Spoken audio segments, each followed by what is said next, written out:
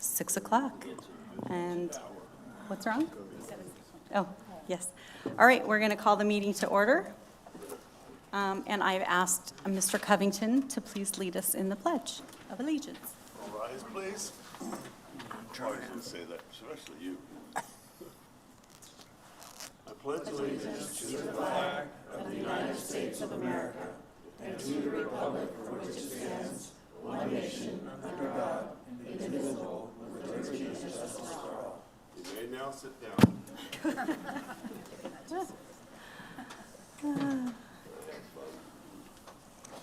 All right, we are going to start with presentations and recognition.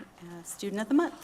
Madam President, members of the Governing Board, every month we take the opportunity to celebrate those individuals that are the reason why we're here, and that's our students. And I think we say this time and time again that EVIT changes lives by loving our students and serving our communities. But the reality of it is that our students give us so much more than we give them, and it's a pleasure every single week and day and year to have the opportunity to come here and work with such amazing students.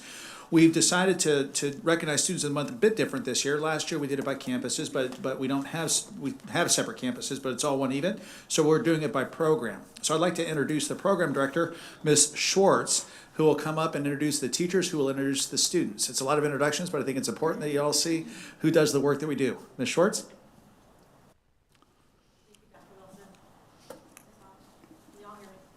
You got the mic? Hit the button. There it goes. Thank you, Dr. Wilson. Madam President, members of the Governing Board, thank you for allowing me to come here and introduce the instructors so they can introduce their student and why they chose their Student of the Month. I do have some students that weren't able to attend for one reason or another, so I would like to still recognize those students. The one that I have is actually in class right now. He is an adult massage therapy student recognized by his teacher, Logan Martin.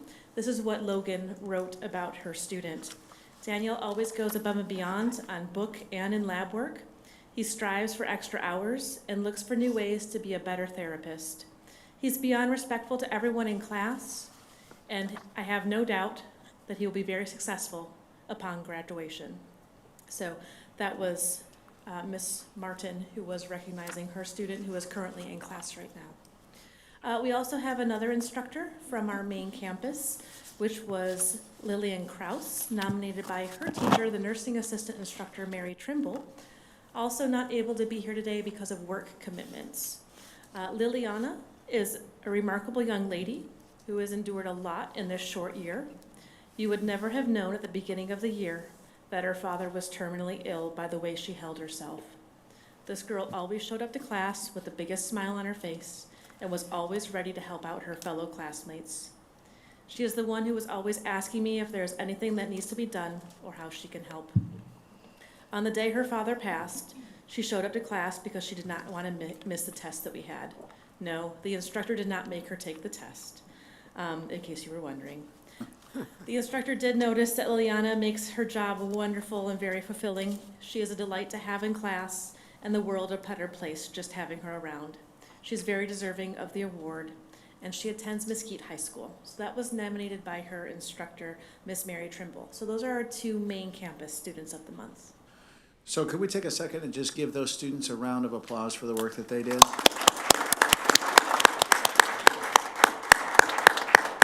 I'm constantly amazed. We're sitting here recognizing Students of the Month, and we have one student who can't attend because he's in class right now. And we have another student, when you hear the story and you realize that that not just that student, but all of our students in many ways go above and beyond, not only to be good students, but to be good human beings. And we're very fortunate to have students like these two participate in our programming. So, Short. Thank you. In addition to our main Students of the Month, we also have two Power students that were nominated. Again, we have another student who couldn't attend because of prior work commitments. They are very dedicated. But her teacher, Carly Kruger, our nursing assistant instructor, nominated Trinity Amaya. And she says that she has had the privilege of having Trinity in her class this year. She is one of her top performers, and based on her grades, attendance, class participation, she'd rate her academic performance in the class as exceptional. She is always the first to participate in class discussions and volunteer to help the class. Her note-taking and study habits are exceptional, and I know she will exceed expectations in anything she chooses to do. Trinity has a number of strengths to offer an organization as she continues her path in healthcare. Her instructor is so grateful to have the opportunity to present her as Student of the Month. Unfortunately, she wasn't able to be here. If her performance in the class is an indicator of how she performed throughout her post-secondary education and profession, Trinity will be an extremely positive asset. And her instructor, Ms. Kruger, said that she could not think of anyone else who deserves to be Student of the Month more than Miss Trinity. And we do have a Student of the Month who is here with us today. So I'd like to invite her instructor to come up to introduce her student. So Ms. Deb Baumkamp, please.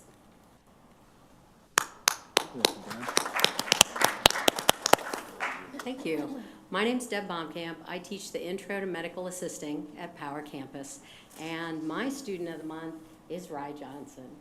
And she is truly exceptional. She had a hard time in the beginning of the year, so when she talked to myself or Mr. Pullman, our counselor, or Lindy Mitchell, the program director at that time, we gave her all kinds of ideas of things that she might want to try, different ways to study, and she took them all to heart. And she worked on what worked for her. And it took her a while, but she really took that to heart and brought her grades up amazingly, just amazingly. Now, it wasn't a golden bullet, and it doesn't always work 100%. Every now and then you can see that she is not real happy with the grade that she receives, but she never gives up. She's always working on it. As a matter of fact, she even asked me to call on her more in class, which, as you can imagine, I've never heard from a student before. And even at the same time, she had a lot of life challenges. I know that she switched homeschools, and so that meant getting used to all new teachers and all new classes, and that was a lot to get used to and to figure out. And I'm sure she had a lot of other life challenges at the same time that I'm not even aware of. So she's just an exceptional student, and that's why, one of many reasons why I am so proud and honored to be even a part of her path. So she's going to be a great addition to the healthcare field. Rye Johnson.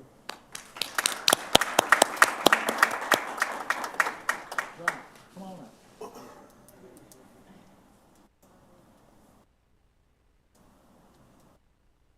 How are you? Oh, good. So typically by the time we get to the fourth Student of the Month, there's been 3 that have modeled what happens up here, but since they're not here, you get kind of the brunt of all of it. So tell us a little bit about, we heard from Ms. Bobkamp, tell us a little bit about yourself. I would honestly say that I like to joke around a lot. I'm kind of like Ms. Schwartz over there. I just like to keep light of situations, so even though I was kind of struggling at the beginning of the year, I was still trying to stay positive and kind of navigate myself through, because it was definitely hard, but I'm definitely glad that I asked for help for things. So what I was so impressed with when I heard about you is that oftentimes we hear all the success of the students that just get great grades and and that's wonderful. But in my opinion, part of success and part of having success in the future is having the kind of character that you have, that you don't quit. That at the end of the day you're not done until you just tell yourself that you're done. And the fact that you keep asking for help and support and keep working hard, I think is a great attribute to have. So you switched schools? Mm-hmm. So you went from what school to what school? I went to Skyline to Desert Ridge, so right up the road. Oh, right up the road, okay. How'd you hear about EVIT? So I actually ended up hearing about EVIT through friends. I had a friend in my weightlifting class sophomore year that was taking the nursing program. And I've always kind of wanted to do something in the medical field, and I figured that this would probably prepare me the best before going off to college and kind of being in the real world. Very good. Governing board members, I got more questions, but I don't want to take the quarter. So any other questions? You what? I did. It took all yours. I know. Questions? I have a question. Is there anybody in particular or a situation that inspired you to want to, pursue this career? My mom, actually. She was working in the medical field, and she does insurance and stuff like that. But I've heard nothing but positive things from her from working in a doctor's office, and Even going to my pediatrician, just seeing like the positive outlook they have on people and how they help people really inspired me. Do you have any family members or anybody here that came with you tonight? My mom, she's actually in the corner. Oh, there's Mom. Mom, we say this all the time, that we understand, we have the unique pleasure of working with students like your daughter, but we know that your daughter doesn't have the opportunity and isn't the kind of individual she is without your help. So thank you for doing the work that you're doing so that we have the privilege of working with your daughter. Very much appreciate it.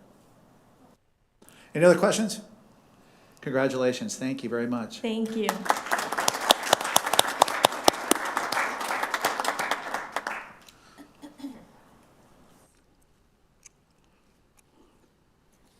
Is that it? Yep. That's it? Okay. Okay, moving on. B, sunsetting programs, including precision machining technologies. Madam President, members of the governing board, at our last regular scheduled meeting, there was some questions raised and some concerns raised that I think warranted a deeper discussion, a deeper presentation on the behalf of the administration as to the rationale and future of the PMT program. I'm going to ask Dr. Doolin if she'd please come up and present to the governing board not only the process that was used for PMT, but the process we use across the organization in relationship to sunsetting programs. Dr. Doolin? Oh, gosh. Good evening, Madam President and board members. Happy to be here and presenting to you again. Carlos, I am going to ask that you flip the buttons for me because every time I touch it, I ruin it. That's just the way it goes. So as you know, at our last board meeting, there were some questions asked about precision machining and the sunsetting of that program. This is not the first program that we have sunset. You will recall last year we sunset the occupational therapy program. And I presented to you at that time the threshold that we follow in sunsetting programs, and we'll go over that as well. But I wanted you, as well as the public, to understand with the decisions that were made around precision machining.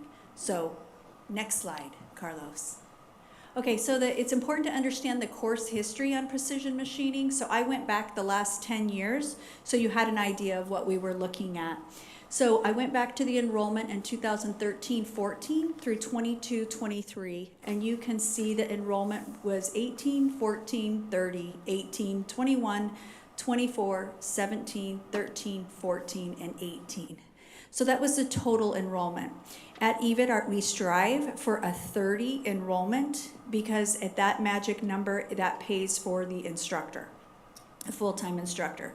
So that's always our goal. It's not necessarily to make any money, but to make sure that we're breaking even with taxpayer money, and so that magic number is 30.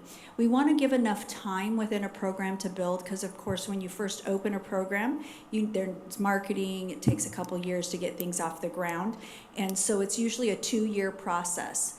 But we went back, precision machining is one of those that has a great industry demand. We just have not seen the interest from students in our sending school districts, as seen by the enrollment numbers. If you drop down to the second year enrollment, that's another important factor to look at. If you look at the 2020-21, it says 4 second year students. That meant that in 2019, we had 17 students and only 4 came back. And 2020-21, we had 13 students and only 5 came back for a second year. And then 22-23, we had 14 in the previous year and only 5 came back this year. The other thing we look at is instructors, because sometimes a program has a hard time getting enrollment because a specific instructor maybe isn't interested in helping to grow the enrollment, or there's challenges, or they're struggling teaching, because we are bringing industry professionals into the classroom, and sometimes that doesn't always go well. This program has had a variety of instructors. There's 7 instructors on the board that are 6 instructors on the board that have taught this program, with Mr. Cork teaching it for the last 3 years. And then the last part is the sections that we've offered the program. As you can see, in 13-14 and 14-15, it was in the PM only, and same since 2018. That means that we've had a full-time instructor, but they've only had the class in the PM because there wasn't enough students to make an AM cohort. So when we look at the next slide, When we look at our sunsetting of the program, you can see the areas that we're looking at for examining a sunsetting of a program is low enrollment for 2 consecutive years. As you can see, this program has had low enrollment for almost 10 years, with only one being outside that, the 1 year. We're also looking for retention through the course sequence. That's retaining from first year to second year if it's a 2-year program, or retaining from the start to the end if it's a 1-year program. And poor performance on the industry certification exams. So precision machining does not have poor performance, and they also do have industry demand. So that was not an area we were concerned about. It was the retention as well as the low enrollment. But given the industry demand is why we've taken several years to make this decision. We've tried a variety of techniques working with our marketing team as well as reaching out to sending schools to grow this enroll, and we just haven't been successful. So as you can see, we've gone through the process, and that's why it was recommended that we sunset this program. Now, I think it's important to understand where we are with this program and what the program contains. So I'm going to go ahead and go to the next slide.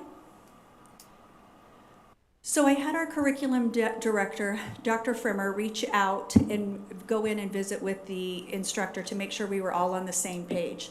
And for PMT, you can finish all your certifications in 1 year. So many students, the reason they don't return for the second year is because they finished all their certifications. PMT, the way it is designed, there's an online component with the curriculum, and students can move at their own pace. So many of the students do complete in their first year. For our current students who are unable to finish all the certifications in the first year, we wanted to make sure we had an option for them. So for those students who don't finish or they fail a particular certification exam, they can return next year in an externship course. The extern experience would be Monday through Thursday. They would be placed in getting experience out with one of our partners. And again, it's not hard to place these guys out in industry.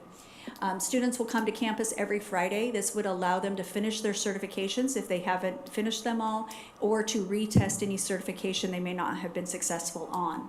And they will have full access to the curriculum, as well as Mr. Quark has been offered a full-time sub position here with us. So in the event that he is interested in that position, he would then take this class every Friday.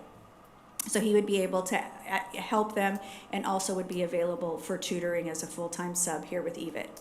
When he was not in the class, when they were out on extern, he would be helping in our other industrial trades programs. So that's where we are with this course. Are there any questions? I have a question, if I could, Yes. please. So we have students that are able to finish all of their certifications in 1 year.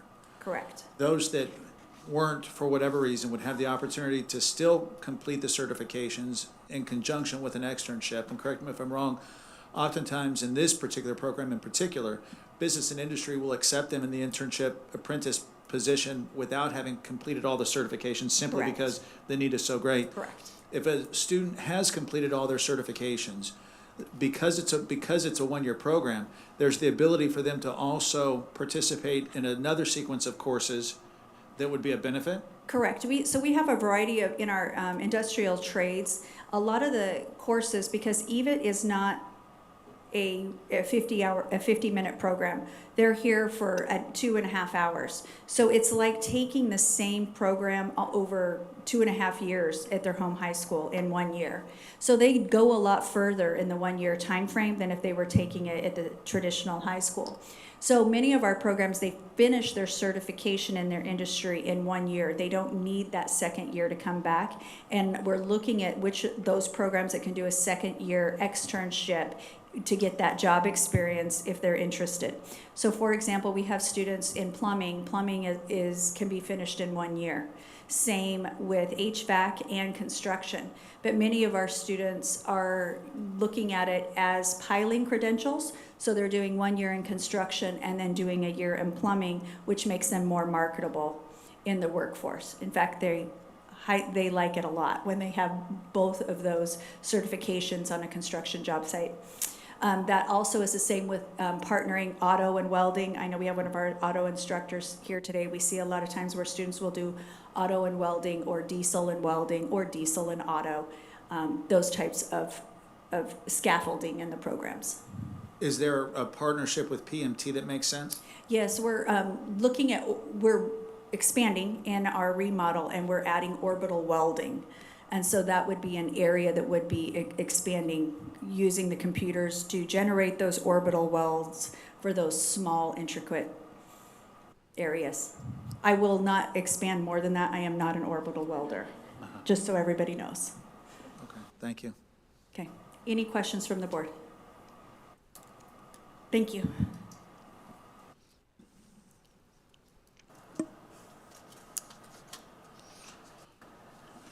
Okay.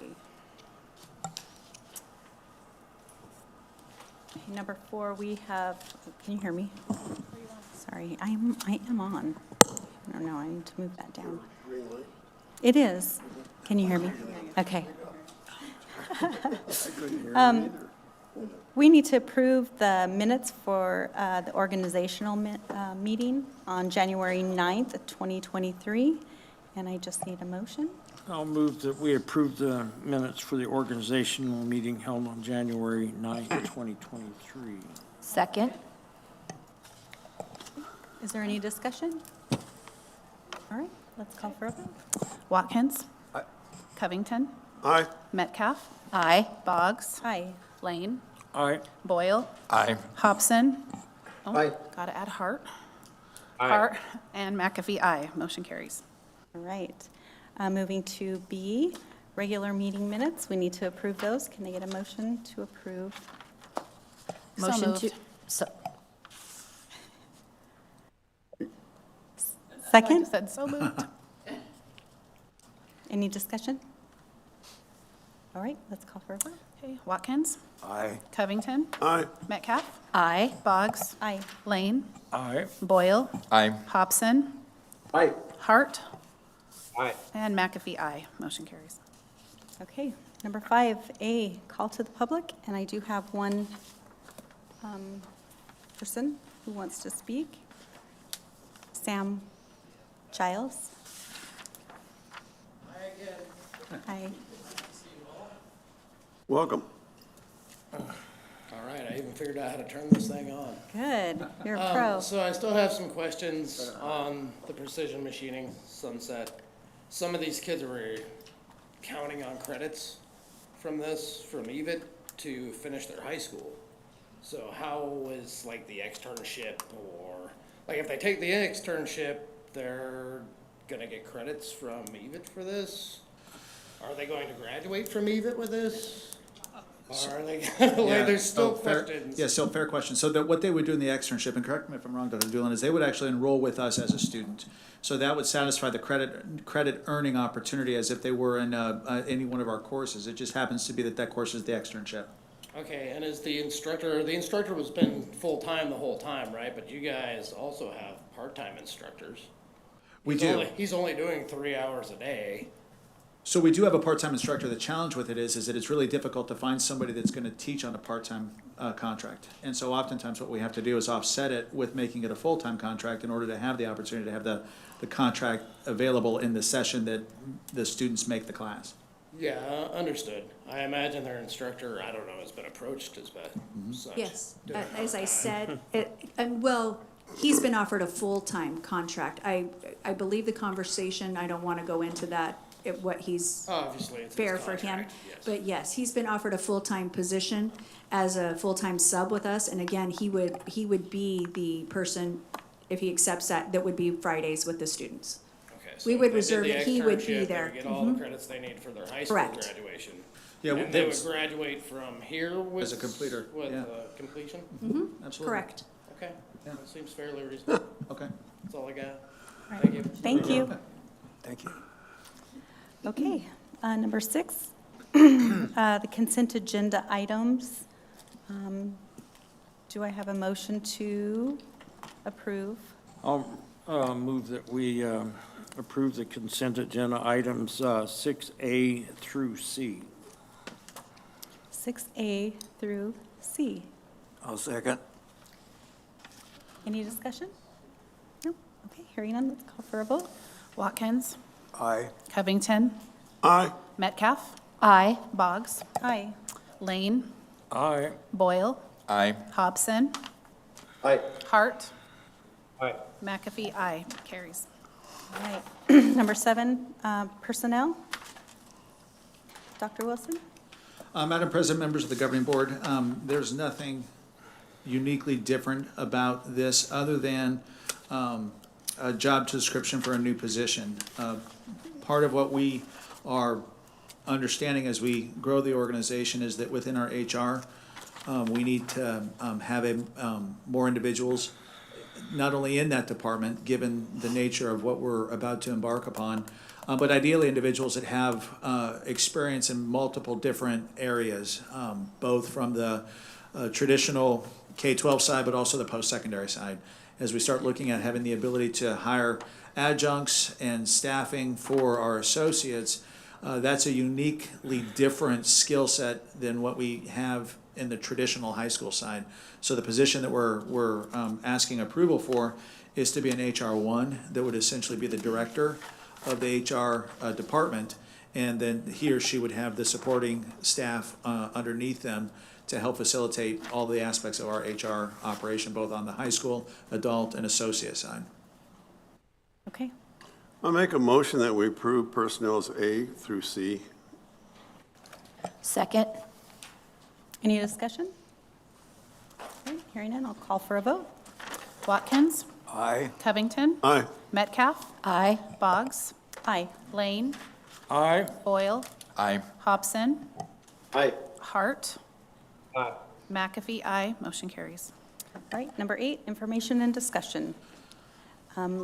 Facilities update, Dr. Wilson. Madam President, members of the governing board, we talk to you all the time about all the different things that are happening in the organization, but oftentimes we're not as diligent as we should be in terms of giving you updates on our building projects, our Power Campus, our remodel. And so I've asked Mr. Casaro to come tonight and just present to you kind of a facilities update, so you get a sense of where we're at in the process and the continuum across the district. Mr. Casaro. Thank you, Dr. Wilson. Good evening, Governing Board. I'd like to thank you for allowing me to talk to you about where we're at on our facilities update. I'm going to focus tonight mainly on the main campus. The renovations and the new expansion out at the Power Campus is pretty much complete, with the exception of we're still waiting to complete our one southern exit onto Power Road, and that's going to be happening within the next couple months. But today I'm going to focus on our main campus. So first, make sure, Carlos, I can do this right. Ooh. Okay, so the first thing I want to talk about is weatherization. So as you remember, we've talked to the board many times about there's kind of two things that are going on our campus. There's the life cycle analysis, and then doing weatherization and not renovations, but upkeep of our campus that really has been neglected for 25 years. The first thing is the weatherization. What you're seeing up there is the map of the campus, and those are not the the program building numbers. Those are the numbers in which they will go in order to weatherize the campus. So as you see building 1, the big building in the middle with the 1 on it, that is, when you walked on the campus, you've probably noticed that there has been some work done already on that. Number 2, which is the Culinary Arts Building. You've seen some of the external paint job on there. Number 3 is this building that we're in right now, our district office building. You've noticed, hopefully when you walked in, you noticed some fresh paint. Yes. And then we'll go to number 4, which is the Paul Revere Academy, which is our building 12, which was the old cosmetology building, then the old bank building, and now it's going to be the new school. So that's where we're at right now. We haven't really started working on any of the other buildings yet. So. More balloons. Sorry? Yes. So the weatherization, what that entails is we're power washing all the areas. We're repairing and replacing damaged bricks and concrete. We're also removing and replacing caulking. We are painting and sealing the exterior. And we're repairing and replacing weather strips on the doors. And so here's some pictures. Repair, when you guys notice the big our big, what we call the feature wall in the front of the building one, there's a lot of exposed rebar. It's just happened over time. It cracks. You have expansion because of the cold. The rebar gets rusted, so they've had to dig out and go up and go down to try to repair that rebar. So that's what you see. They've already started that process. There's the feature wall painted white. We worked with the architects, Dr. Wilson, myself, Ms. Doolin. One of the things we wanted to focus is, so the white that you see, that denotes an entryway onto the campus. So that feature wall is painted white because that is our main entryway onto campus. We've also painted a lot of the awnings, a color we call black bean, and then we've also done some silver. Again, there is the west entrance to Building 1, and then there's the feature wall. Eventually, that feature wall where you see the East Valley Institute of Technology, that lettering, that's going to be painted a gray, a dark gray, so it will pop out, which will make it very nice. Yes. There is the Building 1 northeast entrance and the Building 1 main entrance, and you can see some of the new paint there. And along with the paint, the brick, which we can't paint, that is getting sealed to help it maintain its integrity so we don't have to do this again quite so often. This is Building 3. You can see that there's been one of the white walls painted and the white entryway. Those denote that there are entryways into the campus or into the buildings. Bistro 13 is another project that we've started working on, and we're actually almost done. It will be done. It will be open by the EVIT Expo on the 28th. Oh, good. So what we were focused on there is we wanted to make it a clean, modern look for the interior. If those of you who have been in the Bistro 13 know that it was kind of a hodgepodge of colors and a hodgepodge of decorations. So we're making it more modern. We improved the point of sale technology. So our students that are working in the Bistro, they'll be using what they would use when they go out into the real world. The roof has been replaced. The roof was an issue. There were several leaks on it. That has all been done. We updated the bathrooms. We have just 2 unisex bathrooms in there. The floors have been ground and polished. There will be new furnishings, and again, we'll be open for the expo. That's what the exterior looks like. It will have new signage and a new logo, and the logo will go in line with our EVIT logo. Oh, good. It'll still be called the Bistro 13. There's some interior photos. You notice the floor, it's been polished and sealed. It looks much nicer than it did in the past. And there's one of the bathrooms. And then we're also focusing on the Paul Revere Heritage Academy. We've met several times with the Heritage Academy staff, so we've gotten their input in what that building will look like. The drawings have been approved. They have begun the interior demolition. And they are on track to be completed and occupied by June, so that the Paul Revere staff can be in there by June so that they'll be ready to open in July. And then they will also be painted on the exterior as well. And then down the road, after we get the weatherization done, we're also going to focus on building renovations. We're going to begin with those industrial trade buildings, 6, 7, 9, and 10. The goal, and we've worked with Chase on this, and Chase has told us that they plan to be completed by the beginning of the 23-24 school year. So we can minimize the amount of, we're still going to have to move some students around and some classes around, but we will try to minimize that as much as possible. The focus on those renovations, especially in the industrial trade buildings, is we want to create larger, more open lab space.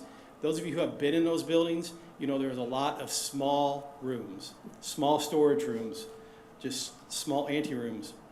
We're going to blow those out, large spaces, open walls, so that the teachers can see their students, and that we can see them, and that it's space that we can move things in and out of, because someday down the road, maybe one of these spaces won't be for auto anymore. We don't know with our numbers going up and down, but we have a large open space. We can put something else in there. We can bring other equipment in. So just to make it so it's easier to move about in. And that is all I have for right now. Do you have any questions for me? So one of the things that I'm so appreciative the governing board did is those of you who've been here for a while recognize that there really hasn't been a whole lot of upkeep on the facility. And so as you see some of the work that we're doing, it may not seem like it's a huge issue, but the idea that we're actually reinforcing the rebar and repatching and painting will protect the integrity of the facility much longer. And so we're going to get new space for our students, space that's more current, but we're also going to protect the investment that we've made, that our taxpayers have made in this facility. So we're very grateful that we get both opportunities because of the decisions you made. So thank you very much. Thank you, Mr. Cruzaro. Thank you. Ms. Chairman, Bill Hobson, can I ask Dr. Wilson a question? Absolutely. Yeah, a great deal of this, correct me if this is wrong, a great deal of this relates to deferred maintenance that should have been done in the past, am I right? Great question, Mr. Hobson. Yeah, absolutely, that's the case. When we look at our the cost associated with the project, a good portion of that cost should have been borne over the lifetime of the building. It just hasn't been. Yeah, I'd like for us to be careful going forward that we don't think of this as, okay, these are done now for the next 20 25 years? 25, yeah, and get into that same bind. So for us, just to remember that we should be asking you, I guess, next year about what about the maintenance for the stuff that's just been done.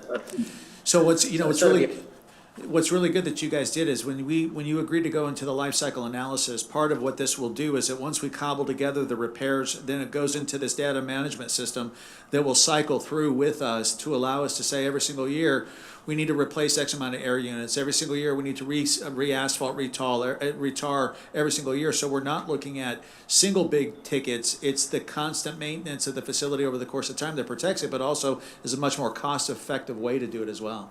Yeah. Yeah, and we don't lose the use of the structure when we have to do the big repairs. Yep. So thank you. Upkeep's much cheaper than a home. Oh, much cheaper. Okay. Moving on to letter B, compensation and salary discussion. Madam President, members of the governing board, this is the time of year that it is always a challenge, but there's also great opportunity. And I think that this governing board has shown stewardship over the past 4 years to really understand that we're uniquely different in the work that we do. Our goal is to bring individuals from business and industry here. And the market right now in many of the business and industries, is such that it makes it really, really difficult for us to be competitive in compensation. And so I don't believe that we will ever in some business and industries be able to match in total compensation. That's just not the reality. The challenge with it becomes is that as the distance between what we can pay and what the market is asking for widens, the fewer and fewer applicants we get. And I'll be honest with you, part of the challenge we've had this year has been that we would have we'd have an individual in welding that no fault of their own, life happens, had to move out of state, and we go to try to find a welder, and it's really, really difficult. It's really, really difficult because the salary schedule that we have is not enticing enough for them to even really give us a full look. So, we're going to be coming to you over the next couple of months with different discussions and different opportunities in terms of the salary and compensation. But I think part of what I want to just at least begin discussing, and we don't have to do it tonight, but at least for you to begin thinking about, is that we do a really, really good job in some ways with having our compensation be rich on the back end. And by that I mean, we may have a lower base salary than some of our competitors, but our 301 plan, the performance plan, is much richer than many of our competitors. And so what happens is that we oftentimes get close to where we need to be when it's all said and done in terms of the total compensation. The hard part is when you try to sell that to somebody to come join. They don't understand it. We can tell them, oh, we're 15,000, 10,000, 9,000, 8,000, whatever it is below. But guess what? You have a chance to make 15, 10 on the back end. So come. Well, that doesn't. We know that because we're living it, but that is really difficult to attract applicants for. So part of what we're thinking through is how can we become far more healthy on the front end, even if it means reducing or altering or shifting or adjusting some of that back-end performance compensation. And there's some ideas we have that we think would be beneficial. The second piece to it is that our base salary is significantly below our competitors. And by that I mean, if you are somebody that comes to us you have the 3 years industry experience because you need that to get the certification to teach CTE. So if you have that experience, but no associates, no bachelors, our current starting base salary for that employee is $42,000. Our neighboring districts are ranging anywhere between 46 to 50. Westmac, I believe, is upwards of 50. So part of, the first part of the conversation is we've got to front load, in our opinion, kind of that compensation so that folks will give us a look. In conjunction with that, we've got to figure out a way to raise the beginning base so that we're able to be competitive. And those two aren't mutually exclusive. They kind of work hand in hand, so they're not going to be mutually exclusive. But that is a piece that we're going to kind of be trying to unpack for you all. We also know, too, that we have the pleasure and the curse of living in the most highly inflation area in the country. Last year, I think it was 14.1%. Last time I looked, it was 12. I asked Ms. Perez to kind of give me what it is now. It's 9.5. Now, 9.5, I don't believe it's an organization's responsibility to offset that. And there's a lot of things that go into that. The housing market, the gas prices, all that kind of stuff. And I recognize that. But it also impacts the price of food. It also impacts the cost of going out and clothes and things like that. So I share that with you because we have a situation where our folks, given the fact that it's currently 9.5, there is an argument that could be made that they would be that their purchasing power is less next year, absent something that would be equivalent to the 9.5. Now, I'm not suggesting the 9.5 because I don't necessarily think it's all your responsibility, but I share that with you because as we start coming back to you with different options, different ideas, I wanted to set the table of what we're trying to accomplish. We're trying to accomplish being more rich on the front end of our compensation in the back end so that we can be more attractive to prospective employees and not have to try to sell them on the possibility, but sell them on the current reality. We've got to be more proactive in adjusting our base so that we can be competitive, because right now we're not. And that we are faced with an inflation rate, whether we like it or not, that is reducing the ability for our folks to have the purchasing power, absent something that offsets that. So just as to kind of set the table for you, we'll come back at the next meeting and kind of lay out what some of those things might look like. And I'm telling you, they're probably going to be a little bit different than what we've looked at before, to be truthful, because I think we're at a stage in which we've got to be creative and proactive, so it's got to look a little bit different. On the backdrop of all of this, totally not about the compensation, but just so you understand the finances of it, you're going to have discussions, going to continue to have discussions about, what programs do we offer, programs at the satellite. There could come a point in time in which we need to go back out to power and expand to a third building, or potentially look at a third or a fourth central campus. Well, that costs money, right? So in all of these pieces, they're not isolated from one another. So I just wanted to kind of begin the conversation with you, tell you some of the challenges we're facing, telling you some of the goals that we're trying to accomplish, and then get any feedback from you that you want to provide as we start kind of unpacking some of this so we can be mindful of what you're interested in. So questions for me? Just a quick question. Individuals coming from industry may not they obviously have the certifications, they have the industry experience, but they don't always have the classroom management, the lesson planning, all of the education pieces. Is there any way that we could work in a program where they can get, they'll get their teaching certificate, but coursework in that area, as well as mentoring support that is during the day, which I know you have instructional specialists in that area. But it's the coursework that bridges one from industry into education, and I was one of those. So I'm just curious, that was very important for me to be able to get my credentials as a teacher, moving from the financial services industry to education, but a lot of those folks don't have that, and obviously you see a lot of that missing when they don't see classroom management going into place because they don't understand. Is there any way that could be built in as a package? I agree. That was very beneficial for me coming out of industry and having to take those courses to get my certification. So, yes, to answer your question, I think that is. I'll tell you one of the things that, and this is, we'll lean on you guys to help us think it through, is I always think, and I've said this before, 98% of our faculty and staff come straight out of industry, didn't go through the College of Education. And that's a blessing and a curse. The blessing is that 98% didn't go through the college of education. The curse is that 98% didn't go through the college. So what, striking the balance between making sure that we're providing support so the pedagogy is solid, so classroom Right. management is solid, but not so much that it pulls away from the uniqueness of that individual's industry experience. Correct. And that's the balance, honestly, that's really, really hard for us to try to figure out, to be truthful. So the answer to your question is yes, I'd welcome some input on what that might look like, because I think you're right. I think we can layer it in, either as a component to the probationary contract, as a component to accelerators on the salary, or just because it's good practice. I mean, there's a lot of ways we can do it. Helps them be successful. Because The what? it'll help them be Oh, it will, successful. Because if 100%. they It- don't have that, they're bailing. It will build their confidence in making sure that, they are the teacher and they know how to run a classroom rather than one just coming in and saying, I'm not sure how to do this, right, and bail.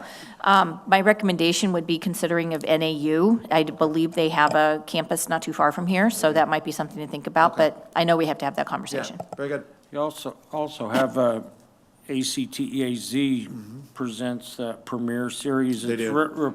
It's recognized by Department of Education for your endorsements on your That's another certificate, option. and we're members of that organization. And they give it during the summer, a lot of them during the summer conference, but they also do them throughout the year. I think some of them too are I think, I could be wrong, but I think some of it's also done online, so there's kind of a hybrid method as There's well. a variety of There is, and so I think that makes a lot of modalities, sense. yes. And like I said, I think I'm a big believer in it, and I'm a big believer kind of in new teacher induction and making it something that sets them up for success. I also just get really cautious that sometimes we educanize, if that's a word, the industry so much that we lose the beauty of the industry. And so what that balance looks like, I think, is interesting to strike. Dr. Wilson? Yep. To my understanding, when I worked here, I've been on the board a long time, it used to be that there was a probationary period of 3 years that they had to do certain items. What are those items that they need to do? So part of what we have when the first year teachers are brand new to us, there's some, at the beginning of the school year, there's some kind of new teacher induction opportunities, whether it's the first day of schools, whether it's paired with the mentoring, whether it's those different kind of components that we try to front load with. One of the things that we realize is that that's really problematic because the individuals are overwhelmed by all of that. Part of why you see in your the calendar that you approved for next year, in addition to having it be the year-round calendar, we also blocked out days in which we're under contract that students aren't here throughout the school year. And that gives opportunity for some of that cyclical review and some of that professional development that we started early on so that we don't have to front-load it to just walk away from it. So we're building in that during the year, that opportunity to kind of have that cyclical review. Second-year teachers go through a similar process, so it's much more abbreviated so that there's still that support that's given to them while they're here as their first, second-year individuals before they reach continuing status. We have had mentorship programs before. One of the challenges I think with that is if Director of Legal Service, if I was going to be his mentor, I wouldn't be a very good mentor because I don't communicate in a way that, so getting the right folks to be the right individuals. Well, I have a lot of words, doesn't mean I communicate. That getting the right folks in the right position, for that role and responsibility matters. We've added in our instructional specialists, and every single year we add on to that so that we have individuals that can kind of lean in real time and go in and do lesson planning and do modeling of classroom management, classroom behavior, can kind of be the pseudo mentor if we haven't had the right pair. You all were fortunate that we're thankful that you approved those 2 pilot projects that we have, both the English and the math, so that those individuals can be an additional resource to kind of lean in and support our faculty in areas that they may not have the strength in. So to answer your question, there's the first and second year teacher induction program that is heavy on the front end, but we're now bleeding it throughout because the calendar allows it. There's mentoring, but not nearly as good as it should be. And then we have the instructional specialists that are designed and growing each and every year to kind of fill in that day-to-day sort of lean in to help those individuals if they have some support needs. So it used to be there's a 3-year deadline. If you didn't by 3 years, you lost your job here. So that's no longer in effect. Is that correct? No, it is in effect because it's built into their contract. If they don't do it, they don't show up. But they don't- before, it was like you had to take a But certain still- amount of classes, you had to pass yeah. Part of that was with the ADE, with the provisional Certification, certificate. it doesn't have to Right. happen anymore. And that Right. changed significantly. Significantly. Now, some of the Premier Series does still knock some of that out. So some of the professional development we do provides, fills for that, but the Premier Series would also fill for some of those requirements, not nearly what they used to be, though. Well, there's not the level of requirement that there Correct. was, you know, used to have SEL Yeah, it used to be you have to have like 90 hours certification, every, and yeah. I had to take the educator's exam, and None of that goes away. That's state law, Yeah. under Board of Ed, yeah. now the certificates are good for 12 years instead of 6, and So we will welcome, if you think of things that you'd like us to, you know, kind of include in our sort of thought process, please don't hesitate to reach out to one of us so that we can include that. Then we'll come back to you every meeting for the next couple of months to try to explain to you the reality of what we hope to accomplish, and then let you help us shape what that meets your needs and expectations, okay? Thank you, I appreciate it. Thanks. All right, moving on to number 9, action items. Letter A, admittance of foreign exchange students. I move that we admit foreign exchange students. Good for you. I mean, maybe we can learn a lot from them. Is there a second? Second. I have, right.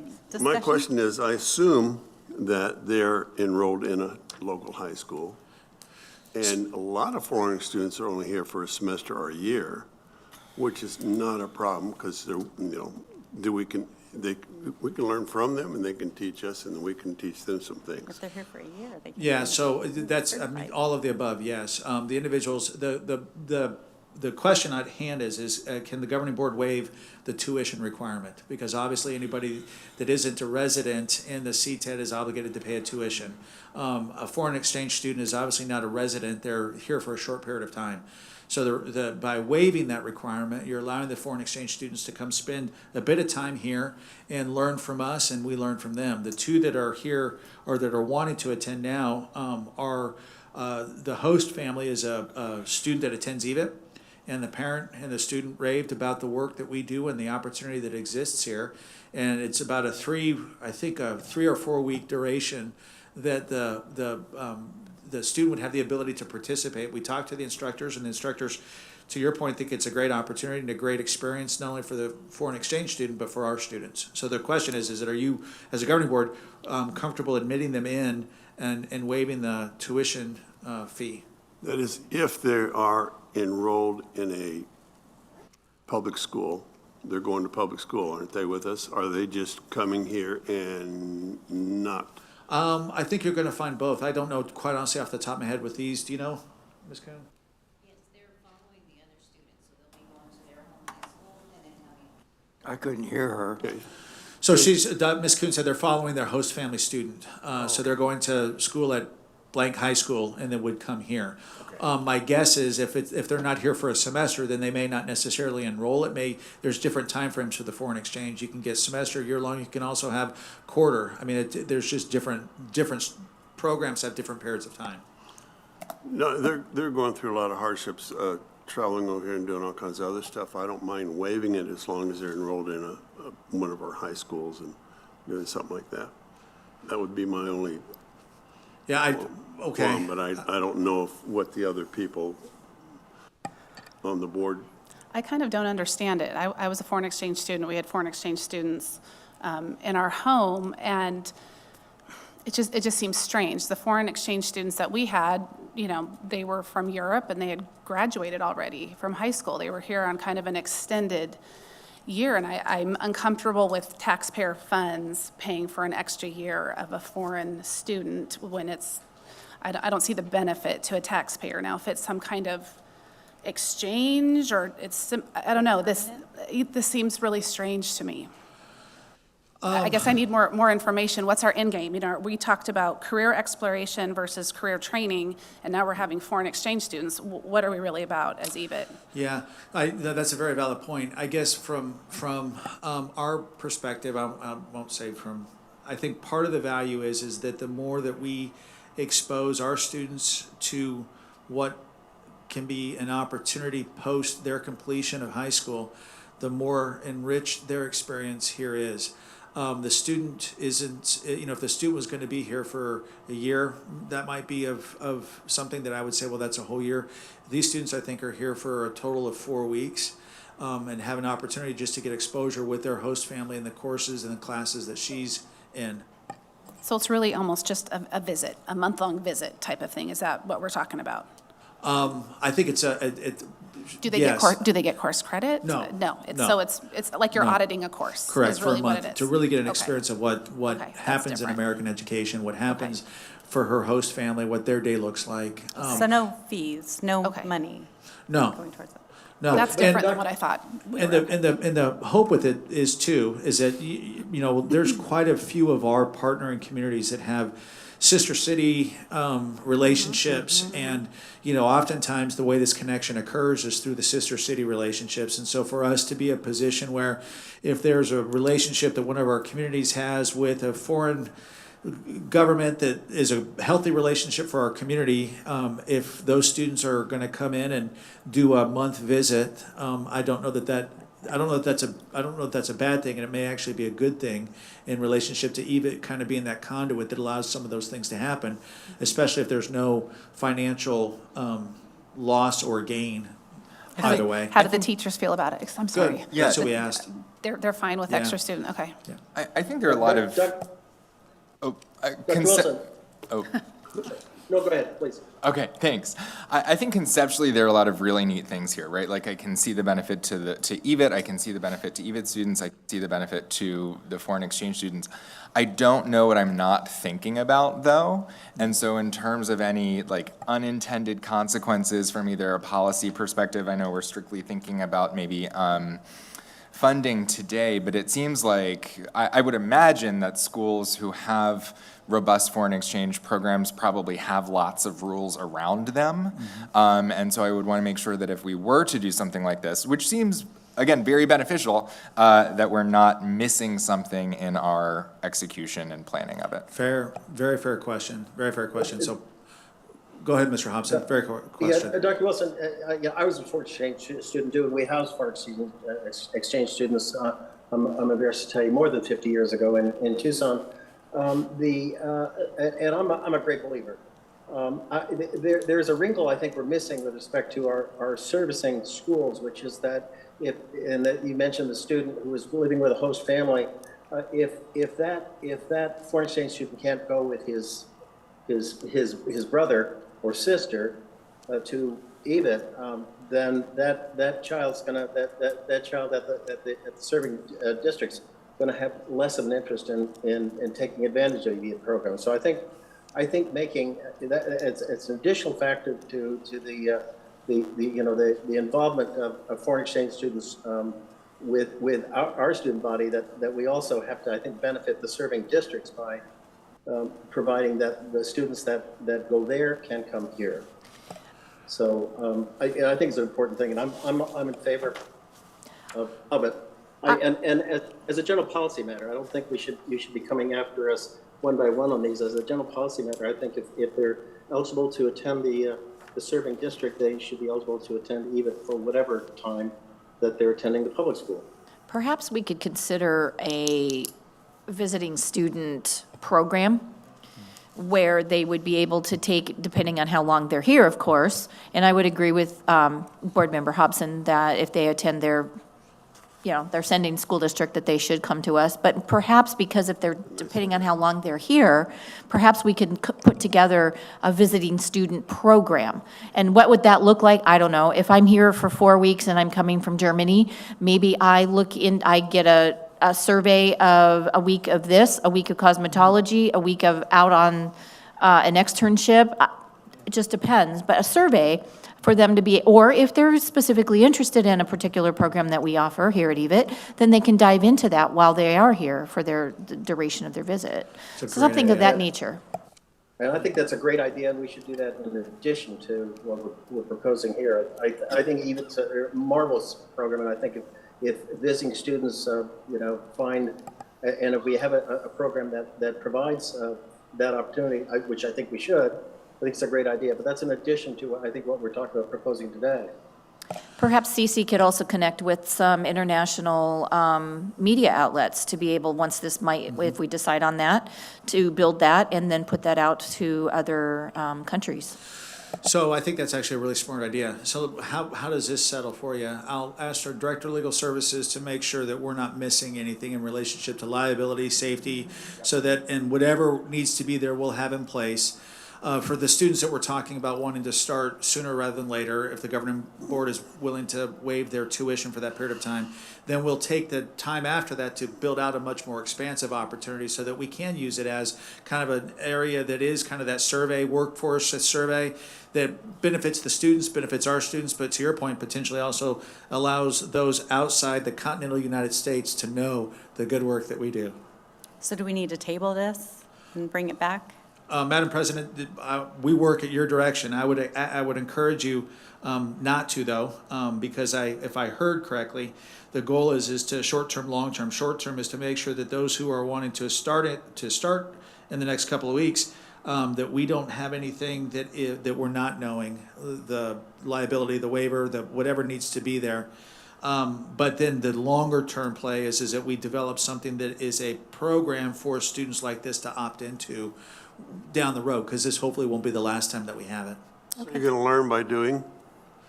Yes. Short and simple. Call the question. That means to vote. How many foreign exchange did This this is just two come up students. because it's two kids? Yeah. Has this ever been an issue or idea So- before, or? I'll tell you what has happened. This is not, I don't believe this has occurred since I've been superintendent. My guess is what happened in the past is that the decision was made one way or the other without bringing it to the governing board. But the policy states specifically either there needs to be tuition paid or the governing board can waive that.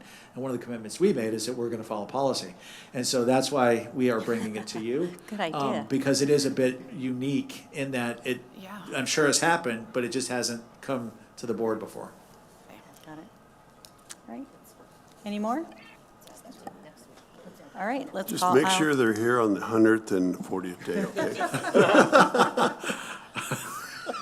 No, we don't do that anymore.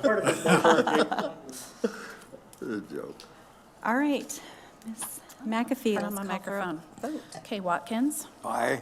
Covington, Aye. Metcalf, Aye. Boggs, Aye. Lane, Aye. Boyle, Aye. Hobson, Aye. Hart, Aye. McAfee, aye. Motion carries. Thank you. All right, moving on to B, high school class fees for 23-24. Madam President, members of the governing board, as much as I'm sure you all are just dying to hear my voice continue, I'm going to ask Ms. Perez, our CFO, to speak to this. So Ms. Perez, if you have the ability to come on up. That's this thing here. I think I understand it. Good evening. I provided an updated list of the program fees, and this was compiled with the assistance of all the program directors. So what I can give you an observation on all is that the majority of the rate increases that you see are in relationship to the cost increase of the items, not that they added a lot of additional components to the fees. However, if you do have a more program-specific question, I will defer to the program directors that are here, because they're the ones that worked with each of the programs and aligning all of the fees to their curriculum and needing to know whether or not they added anything that would be in relationship to, if you have any specific questions.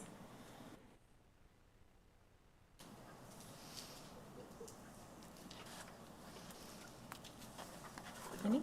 I make a motion that we approve the, oops, sorry about that. I will make motion that we approve the proposed high school class fees for the 23-24 school year. Second. All right, any more discussion? Yeah. No, not really. It's just inflation's a killer, that's all. Yeah. That's it. Okay, any more? All right, Ms. McAfee, can you please call for a vote? Yes. Watkins, Aye. Covington, Aye. Metcalf, Aye. Boggs, Aye. Lane, Aye. Boyle, Aye. Hobson, Aye. Hart, Aye. McAfee, aye. Motion carries. Madam President, can I make an observation? Yes. So when I have an item, you all grill me. When Ms. Perez comes up here, like, no questions. So, well done, Ms. Perez. That's all I got for that. All right, moving on to So letter, come so accustomed to your voice. letter C, C through L is for, C through L. yeah. I'll move that we move forward with the approval of the satellite programs mentioned in C through L as the recommendation states in the packet. I'll second. So, Madam President, members of the governing board, and Mr. Fisher's here if I'm wrong, so please, Mr. Fisher, if I'm wrong, correct me, or Ms. Morris. I think that in existing programs, the recommendation from the administration is to approve the programs. New additions, we didn't provide a recommendation. And the reason why we didn't provide a recommendation is because we wanted to have an opportunity for the governing board to discuss a bit some of the uniquenesses that we find in the organization. So I don't, the motion that was presented by Mr. Lane for some of the programs makes sense, but some of the programs I don't know that there's recommendation there for. I took it out. I move that we do each high school separately, please. Yeah. Or district. Is there a second? I'll second. Discussion. That way we can look at the individual classes that we need to be concerned about. But weren't we going to take time for EVIT to go speak to the districts Right. about the new programs that they're wanting to implement? Where are those in this packet? Because I don't see anything that's withheld from here. What were we going to vote on if we weren't going to vote on those? So, Madam President, members of the governing board, all of the programs that are being asked of tonight by our sending districts need to either be approved or denied. That's what the motion is on the table. Correct. It's been seconded. Can we make a new motion? Or Well, what's the new yeah, motion? I There's think- nothing else, we No, can't vote on to approve anything that's not existing in this programs. packet. Just to approve existing programs, and then we can discuss about future programs. right? Well, that's all Just that's in gonna- the packet. There's no separate group of The- proposed things There to are vote. there are new programs within the packet. Fountain Hills has two of them. Yeah, That's according to There are new this. programs within the, Mr. Fisher Well, did talk that's about- not what's on the agenda for this meeting. What's here is what's on the agenda for this meeting, not what we talked about in the last meeting. Correct. What's on the That's agenda. all, that's all we can vote is what's on the meeting for this, the Correct. agenda for this meeting. So that's what the motion and the second is all about. It's that there's nothing before the board about proposed or new programs. I believe that there is, because I believe in each of the districts, there are programs. Where are they in Can I the finish? board Can I packet? finish? Lane, In let each Dr. of the Wilson districts, finish. in each of the districts, there are program recommendations for both existing and new programs. If you look at the recommendations for the existing programs, the administration's recommendation is to approve them. New programs, we did not have a recommendation. So we So can you as a vote. governing board can approve everything, can deny everything, or you can determine either by generalness or specificness, whether you want to approve a program on a certain campus or in a certain district, or not approve a program on a certain campus or a certain district, or you can make a blanket statement on programs across the CTED. Yeah, I would like you guys Dr. to go Wilson, and meet with, I've looked through this prior to the meeting, and I saw nothing that was not approved in the packet that's before us. This packet that was presented during the study session has no merit in this meeting. What study session? the work study session. just existing programs then. Yeah, all we can vote on is what's in our packet that we have in the board agenda today. And there is nothing there that's not approved. Well, then let's vote to table, let's table it. I'd like to move that we table No, we this. can't table it. Why We need not? to move Why? forward Yes, we because the can. There's districts the need to. February By the 1st February deadline. 1st? Yes. We'd well, have to come back Mr. Lane, next week. Then we can I have a special apologize. meeting. On the packet that was presented to you, there is the administration recommendation on all of the programs. I'd like to amend that recommendation, if it is so possible, within the context of Robert's Rule of Order. Yes, you can do that. Okay. What are you amending? So The on agenda? I'm confused. I'll try to explain it. On the packet that you received are all of the programs that are being sought for approval from each of our sending districts and their schools. Some of those programs are existing programs that are asking for reauthorization to continue. Some of them are brand-new programs, which are identified within the document itself. But the recommendation for the program, for all programs, is approval. That is an error. That's my error, and I apologize for that. The recommendation is for all existing programs approval. For any new programs that you deny, pending the opportunity for the EVIT administration to work with our sending districts to talk a little bit more about some of the criteria that may be of interest to both them and to us. Does that make sense? Yes. Thank you. So would you have to So- remove your motion? So do we have to amend the first Well, motion? Can we just table this and have a special meeting next We have week? to vote on it, don't we? Yes. Well, we have, Unless, if you we want have- to meet Before the first? We could do it do a before the quick first, Zoom. and then we can just get it on the agenda properly. I mean, we can do this over Zoom. We've had all the information already given to us during the study session. You can, we can facilitate anything that would meet your interest. One of the things I would ask to think through is, the administration's recommendation is just that you don't have to take it, right? So at the end of the day, anybody has the ability to make a motion to approve any sort of programs or not approve any sort of programs based on what their motion reflects. Just because administration said approval for everything doesn't mean that that's what the governing board is obligated to do. Oh, You can make okay. your own. So we can, Well, there's quite a few of so them. we can approve the existing programs, Correct. right? That's what I thought. And then come back after you've discussed, had the conversation with the sending districts about their new programs. Correct. Correct, okay. Don't we have such a motion already on the table? We do. Yes, Yeah, then call for a vote. Ms. McAfee, Let's have the Can vote you- Can you make sure that people understand what the motion is? to approve this, what you've done. okay, so the motion is to approve the existing programs. That, That have been That's not- presented in the that's packet. not what his I motion don't is. think that's the motion. Yes, it is. No, the motion was to. Amber. I made the motion. Yeah, The motion is to approve what's on the agenda for the sending districts. So that's to approve all of them. and that, yeah. Right. But I think somebody else is talking Amber. about, yeah. Amber made a second motion. Well, the motion and the second is already on the table, and we have to So resolve. then we Move the have to second vote. motion that I made. Can we rescind the first motion? You can rescind both of them. You can Robert's Rule move of to Order. table it, you could vote on it and vote it down and then start over if you'd like. Okay, No.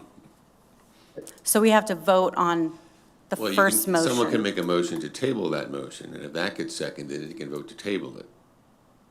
Kenny, also- We need to move it forward for the sake of our sending districts. I vote to table that motion. I I'll second. second.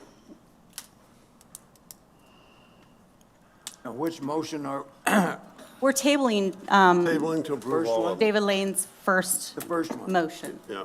Now you have to vote on that. Now we have to vote. All right. So, Ms. McAfee. Watkins, Aye. Covington, Aye. Metcalf, Aye. Boggs. Aye. Lane, No. Boyle, Aye. Hobson, No. Hart, Aye. McAfee, aye. Motion carries. Okay, Okay, so now you have So- no motion before you. No So motion. you can start with a new one. okay. Ms. McAfee, would you like to?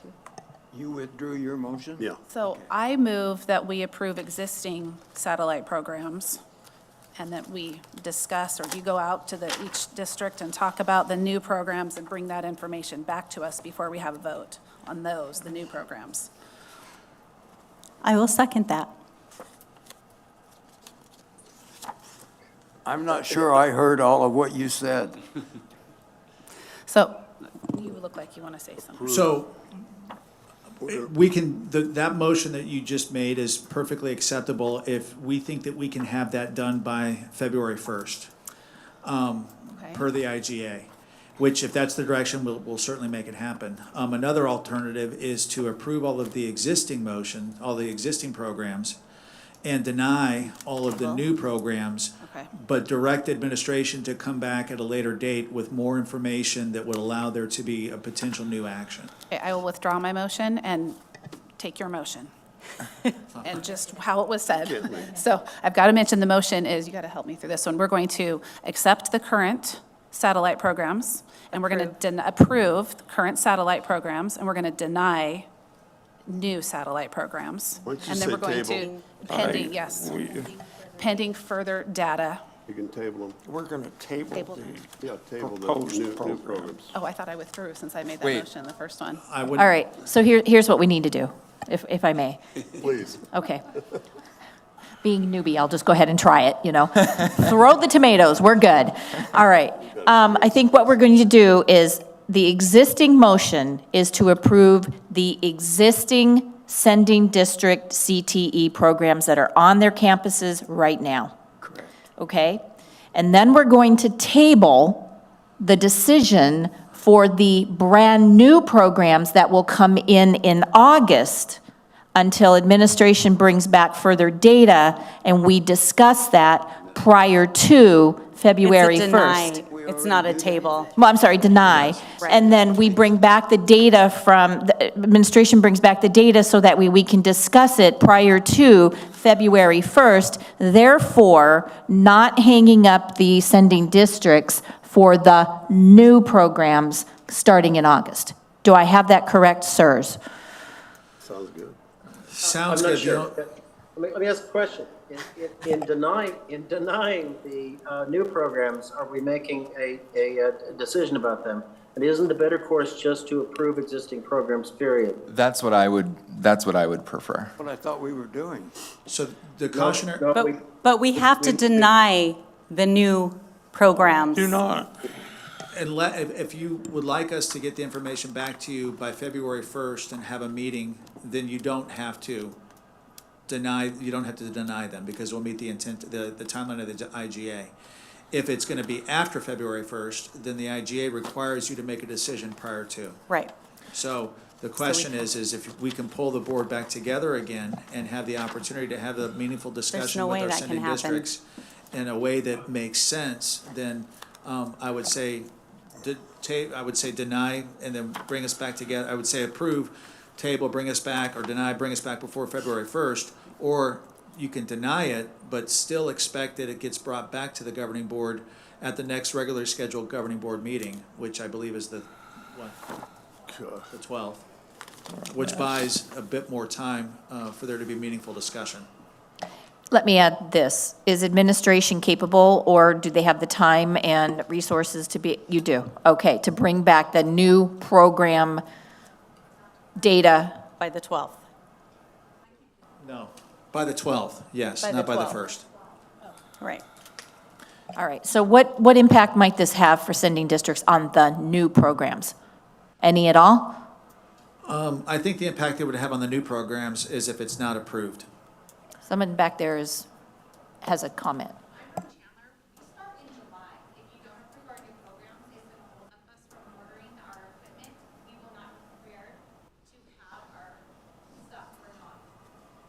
Even as of February 12th?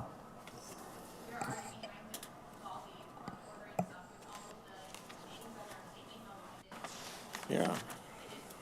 Didn't think we were allowed to I think on this, question. tabling any part of that is because we're not prepared, hinders ours.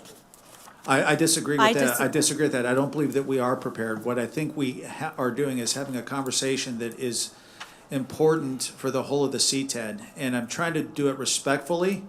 I can have my recommendation, and you can take it or leave it, and that would be prepared one way or the other. We have to be responsible with taxpayer money, And the whole reason that the CTEDs were put in place was because industry is changing.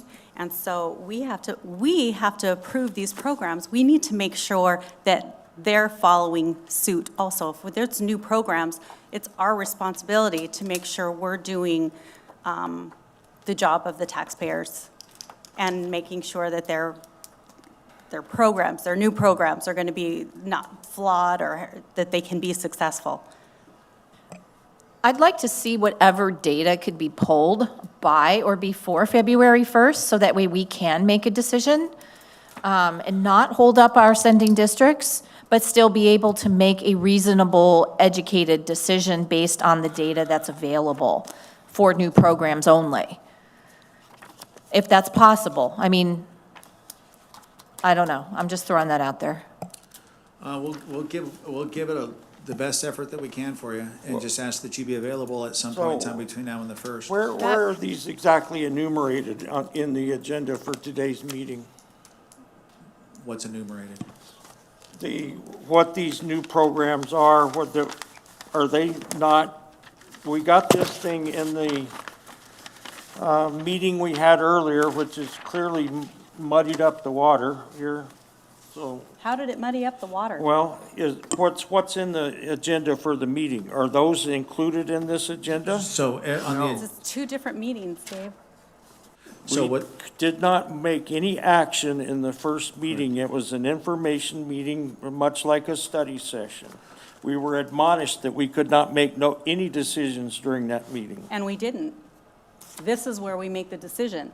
That's what we're talking about. We're talking, where's the evidence in today, the agenda for this meeting that we posted?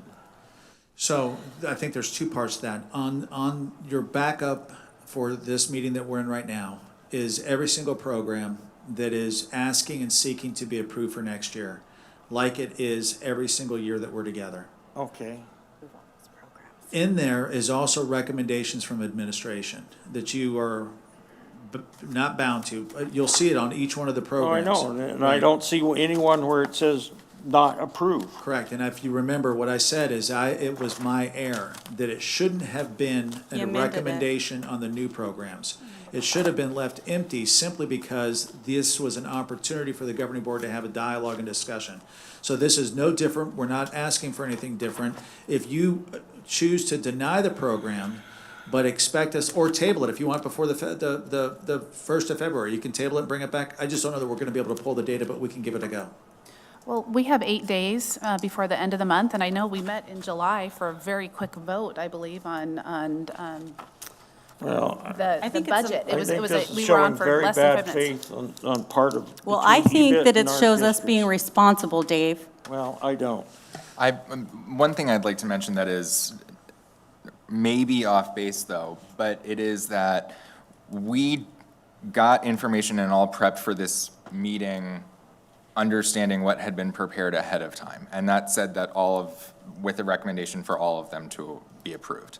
And then we had conversation earlier about in future what we might want to consider in the approval or denial of a satellite program. But I don't think that, for me at least, I don't want to speak for other folks, but for me, I don't have enough information to deny satellite programs because I didn't see that beforehand. I know now which ones are new. I haven't been able to crosswalk the new programs with where they already exist or how far they are, things like that. So my default would be to approve all of them to meet the January 1 deadline. We come back, we're gonna have to do it again, is my understanding, by March 1st. And then we can develop some sort of sense of the board, and I know it might not please everybody, but some sense of the board for next year, so we're not in a position where we're trying to make decisions about programs that are affecting sending districts. So when they go to have this discussion and they can't meet the standards, now they've been approved to have a program that shouldn't have been approved because we didn't do our job to get the information before we approved it. So this is for the year, is my understanding, right? Like, we do this every year, correct? Yes, you'll have this same opportunity Right. with these programs. I guess the challenge with it is, and I understand what you're saying. I don't necessarily think you're off on that. And I think at some point in time, There's going to have to be the discussion and the opportunity to make a decision one way or the other. And whether it's this year or next year, whether it's this process that we take over in 18 months, I mean, that's up to the direction of the board. I think that the hard part is that once you approve a program and the sending districts go purchase the capital to have the machinery and to have the program for that, it becomes much more difficult to deny it in the future. It's not responsible. Well, to Mr. Boyle's point, I understand what you're saying, except I have the exact opposite opinion in that I don't feel I have enough information on satellites versus campus, and I don't want to approve new programs without all the information. So I'm much more comfortable with taking what we already know, what has been tested, tried and true, what we know what's going on, and put the new ones, wait on those new ones. That's the responsible thing to do. So for example, on the documents that are in board docs for this meeting, for example, if you look at Cave Creek, they have all of the new programs plus they have the existing programs plus new programs, 2 new programs, engineering and medical assisting. And on the documentation in the board docs states under engineering for Cave Creek, for example, approve with waiver. Now, what does the waiver mean? A waiver means that they're not, the legal compliance is not there under CT and SS and CL? Or scope and sequence, because it's a I see. first-year program. Got it. So there's pieces to it that would be in compliance in year 2 or year 3, depending upon the year of the program. I understand. Okay, thank you. We need to wait. But even, I think that proves, I think we're thinking differently, as you shared. I think, like, when I was looking at that engineering Cave Creek, it did say students of this new program. Okay, I knew it was a new program, but the recommendation said approve with waiver, right? And like, so I know we don't have to go by that recommendation, but it would add a large some questions, not knowing that the approval for all, that the recommendation for all of them was approve, right? Because we came in thinking the recommendation for all of them would be to approve. And so to move to no, I think there's some additional information. So how about this? How about you table the new programs and we'll get the information to you and pull you together before the 1st of February, the best we can, and then you make a decision based on that one way or the other. Okay. That's what was more. And we approve existing programs. Approve existing. Didn't we already do that? Not yet. We haven't done anything Not yet. yet. Vote on it, We're all but over the that's. Tried that's- to. We're all over the place. We just had the motion and second. We just got We caught. had a motion and Yes. second. All right, so where are we? Do we need to table the last motion and have a new one? Well, we have an evaluation on these new ones. So the big kickback, what about the new programs that EVIT doesn't offer, which is almost half of them? So I don't know that it's almost half of them, but I think there's some validity, even in the new programs, that if EVIT doesn't offer them, that it doesn't, I mean, that wouldn't be a conflict, because we don't offer it. Now, it may be a conflict if what you all determine in terms of retention of students as an example. So, Okay. Do we need to table the last motion and start over? It was not seconded. It was not seconded, so Okay. Okay. I don't remember what Ms. McAfee's motion was. I thought it was to approve the existing ones and actually table Dr. the Metcalf's. new ones. That was it, but it Okay. wasn't seconded. Okay. So All what right. motion? So the motion is to approve existing programs and table the new programs until February 1st. For all till we districts. gather. before February 1st, yeah. Before February 1st. Well, the 31st is Friday, Okay. I think. No, all right. Okay, Okay.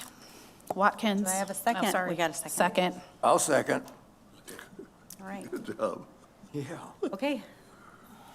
Let's vote. Vote. Oh, got to call for the vote. Right. Okay. Watkins, Aye. Covington, All right. Metcalf, Aye. Boggs, Aye. Lane, All right. Boyle, Aye. Hobson, Aye. Hart. McAfee, aye. Motion carries.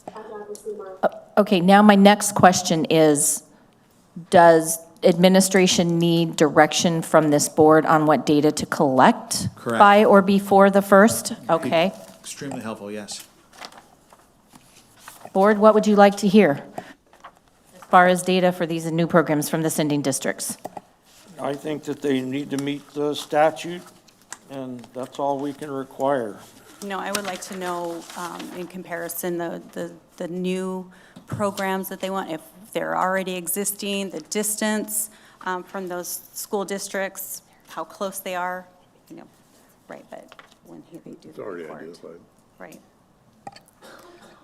I'm really most interested to know, and this is what we talked about earlier, is are we more successful on our main campuses versus satellite? That's the hugest question to me regarding EVIT. And I know we have satellite, I've had children benefit from satellite, so this is not an either or, I simply want the data. Do the kids, are they more successful? Are these students becoming, workforce ready versus campus and satellite? And I think we've talked about that. I think we know most of it. I don't want these CTE classes to be used as electives. Also, And that's it. I want the retention and how the programs impact the community. I'd like to know the information on the new How do you programs. know any of that? Because you would go to the community for the needs of the programs that you would implement at the school districts.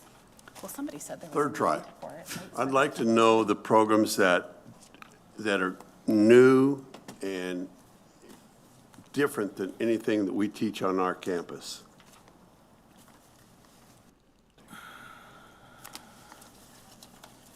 Let's go through it. What, like- To hop on in here, I think I'd be interested into the flip side of the retention question is for the programs that are offered at EVIT, what is our retention and placement? That, we should have that easily enough. Absolutely. That district, that data we can pull. Yeah. Because that is in-house, Right. correct? Okay. Yeah. I think that would be helpful, too. Let me give some thought to this about what I'd like to hear.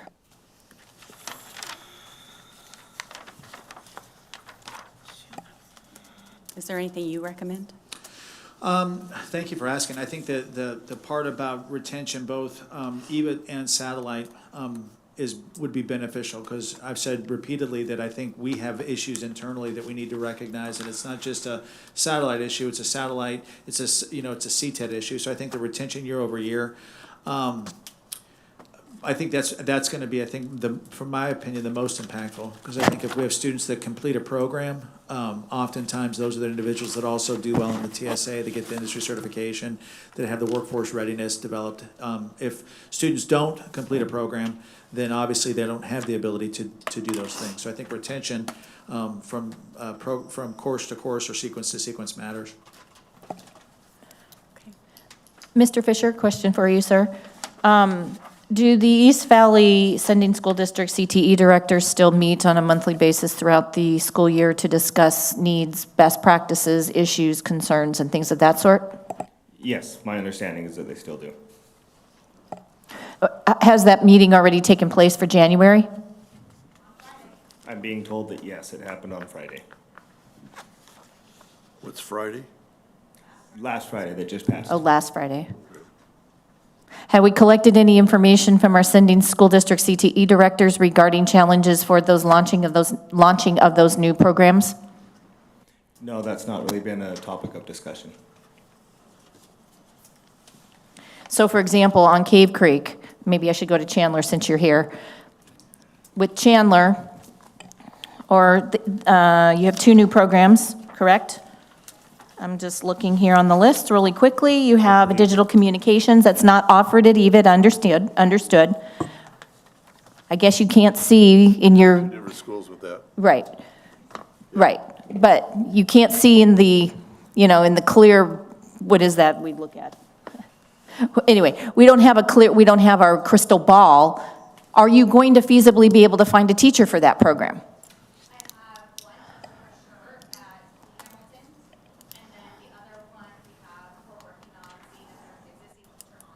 Okay.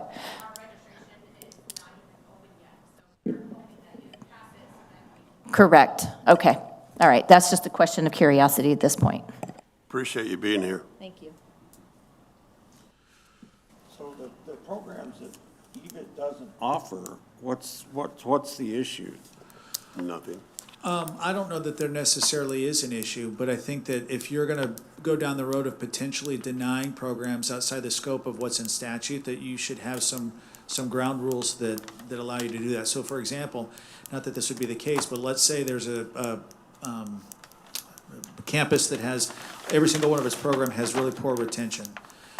Whether EVIT has a program or not, would you want to populate that on that campus when there doesn't seem to be retention in the programs? I don't know, maybe you're okay with that, but I think until you have that discussion, I don't know that it makes sense to approve those programs. Honestly, I don't have an issue with programs that aren't on our campus being approved by, at the Senate districts, but I don't know that it makes sense to cherry pick the criteria without us doing the work and then you guys creating criteria for what you're gonna utilize. Well, I just have a comment. ALA opened their technologies, and because we approved their programs, the community, there's members in the community that are sending their students to that school. And when there's an issue there, they call me or text me and they say, this is EVIT. I thought you were EVIT approved all of these.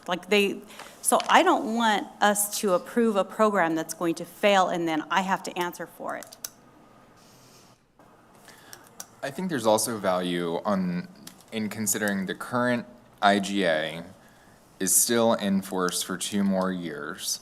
And I think what we're talking about is pretty significant in terms of districts changing how they would operate, I would imagine, in terms of bringing potential new programs and things to us had 95% of these not been approved in the past, right? You're gonna make a different decision if you're a district with that piece of information than you would have before.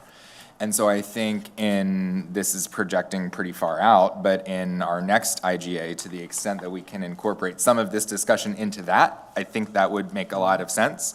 For us to do that now, though, I think would put a lot of pressure on the sending districts that we would be adding. If we get the information before the 1st, though, we can make a decision. Hopefully. Let me ask administration, do you have enough direction from us in order to know what to collect? Yes. Is that feasible to be collected within the time frame that we have left between now and by February 1st or before then? Or do you not get to sleep and eat and have a life between now and January 31st? If the direction is the board to do it, we'll do it. Yeah, absolutely, thank you. Obviously, there's criteria, there's other things that gotta get done, but if that's the direction, we'll get it done. Correct. So, but do you have enough direction on what to collect within the time frame that we have left? So we don't hang up everybody. I feel comfortable, and I think that anywhere that I might be murky, that Dr. Wilson is, specifically like on numbers with retention and things like that. In the matrix that's submitted, we already have what their current enrollment numbers are if they've done enrollment. So some of those I could get with just a couple of quick clicks in Excel for the retention numbers. I say quick clicks. I got, 12 different school districts with 1 to 6 different schools to do those calculations in, but I have most of that data already, and I can work with a lot of those CTE directors because I know a lot of them are already tracking this information. So I'm guessing that for the most part, I could reach out to them and get this information shared quickly if I don't already have it.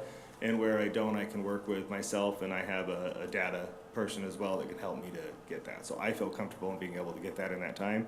One of the pieces that might be difficult is some of the less quantitative pieces of information. For instance, like some of the difficulties that these school districts might be having in onboarding some of these new programs, that might be a little bit more difficult to ascertain because it's not quantitative data. Thank you. We call for the question. what question? Don't we have do we already vote on the last thing? Yeah. I'm not sure. No such thing. Yes. Did we already? And tabled all the new. Already vote on that? Did we already vote on? We already voted. I think you already. We already approved. voted. Yeah, so I That's think you done. moved on to- We're ready to move on. Let's move on. Number 10, staff reports. Dr. Wilson? Madam President, members of the governing board, just 2 items for you tonight. First, a reminder, this Saturday, 9 to 1 is our EVIT Expo. For those of you that are new to the board, I encourage you, it's a great opportunity to see in a short period of time a lot of our programs and be able to interact with a lot of our faculty and staff. So this year, we have the expo at the main campus. Beginning next year, we're going to have 2 different expos because we'll be done with the construction at the Power campus. So this year, 9 to 1 at this Saturday for the expo at the main campus. Second, I say this to you all the time. I think being a governing board member is a thankless job and responsibility. And some of you will, over the course of your time on the board, be willing or coerced into becoming the board president. And when that happens, there's additional responsibility that falls on your shoulders. And so I'd like to take a minute and thank Mr. David Lane, who just got off serving as our governing board president. And in my time here as a superintendent, was president for 2 different terms. So Mr. Lane, thank you very much for the work Too many. you did, for your willingness to step forward.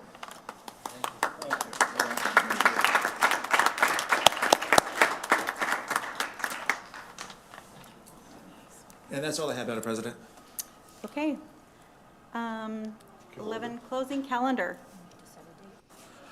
Yeah, we'll need to I set a think we date need to for, budget some time on the Monday, probably. oh my to gosh. have a Zoom meeting or something. Dr. Wilson, January can we 3rd set a date for that, and maybe How about- Tammy can How set about that up Mon- for us? How about Monday, January 30th? God, Monday, January 30th is the East Valley School Board Consortium. Oh, that's right. What's the time is that? I don't know at the top of my head. I don't know. Dinner time. 3? No, it's usually at 6 6. 6 to 8. 6 to 8? We could either do it before, Tuesday probably, okay. We could meet. What day of the week is the first? Wednesday. That's a Wednesday. So we have Wednesday, February 1st. We have Tuesday, January 31st. Monday, January 30th. So how about Tuesday, Tuesday. Tuesday, the 31st? 31st? We want to get it done before the 1st of February. Yes. Where is that, Tammy, this month? Chandler? Chandler, I believe. Okay. Can we meet at 4 o'clock that day?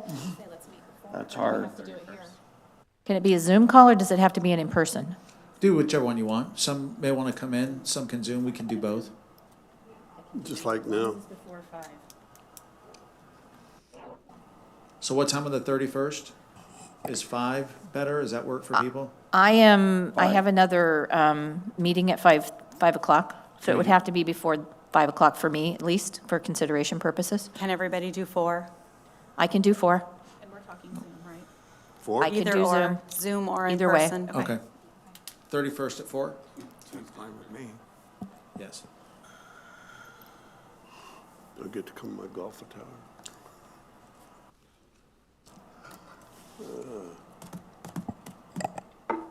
Okay.